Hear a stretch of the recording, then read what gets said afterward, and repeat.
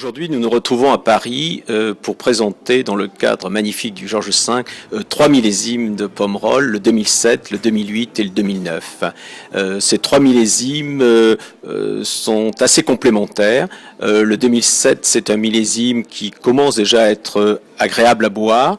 Le 2008, beaucoup plus classique, est un millésime qu'il faudra attendre pour que les tanins se fondent, et 2009 beaucoup plus opulent, avec des tanins très fondus, très riches, suite aux conditions climatiques de l'été 2009 qui ont été vraiment exceptionnelles.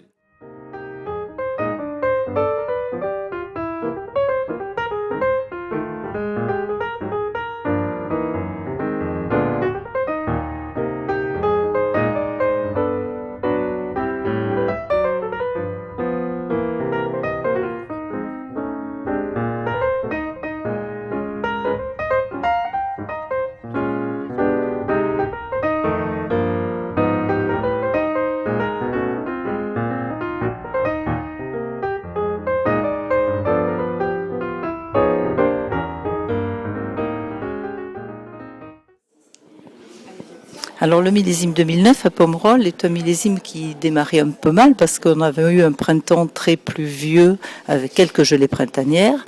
Personne n'aurait pu penser qu'ensuite on allait être confronté à la canicule, puisque dès le mois de juin, le soleil est arrivé, donc la floraison s'est passée de manière très correcte et nous avons eu un mois d'août très chaud.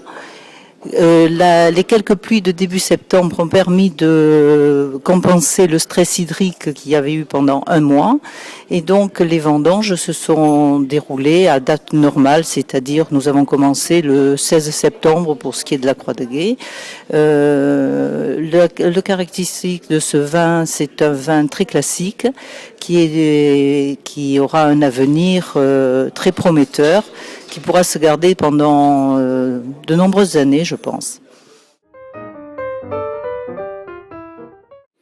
Alors pour revenir au 2008, nous avons eu un été, un mois de juillet et d'août assez classique, sans excès de chaleur, mais d'autre part sans stress non plus pour la vigne.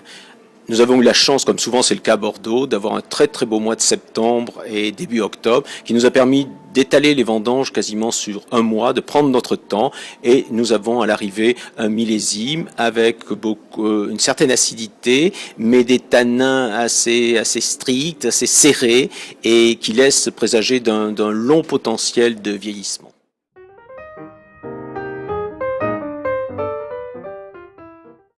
Donc le millésime 2007 à Pomerol. 2007, un millésime que nous, vignerons, nous aimons beaucoup.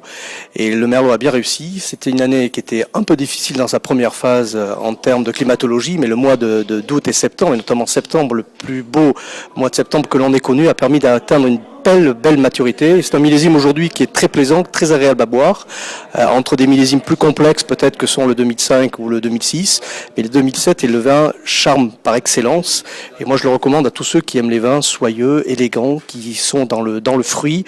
C'est un millésime compliqué pour un vigneron. Je pense qu'il y a quelques années, on n'aurait pas produit un millésime comme celui-là, mais par la technique que l'on a maintenant, on a atteint une maturité meilleure, car au lieu de vendanger 110 jours plus tard par rapport à la floraison, nous avons tenu grâce à une connaissance de la météo, notamment par Internet, qui nous permettait de savoir que le temps était favorable, d'avoir une maturation parfaite, et on a attendu entre 10, 15, voire 20 jours de plus sur le Merlot, et le Merlot de Pomerol a été magnifique, et donc on a un vin tout en charme, en fruits, en élégance.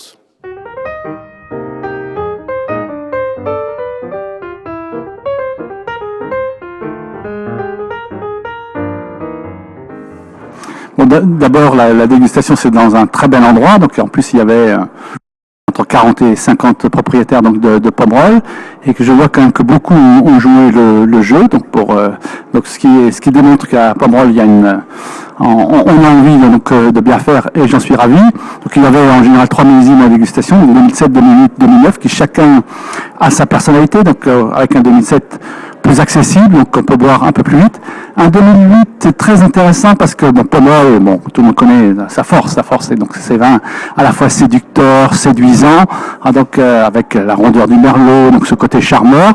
Le 2008 lui donne un côté un peu plus rigoureux et donc la rigueur du 2008 avec le charme naturel donc de Pomerol, c'est une association très intéressante, en particulier une association très gastronomique, donc des vins qui vont à table. Alors 2009. Là, on est le charme sur le charme, c'est-à-dire le charme du millésime avec le charme de l'appellation. Donc là, on est un séducteur muet, donc qui nous enchantera toujours.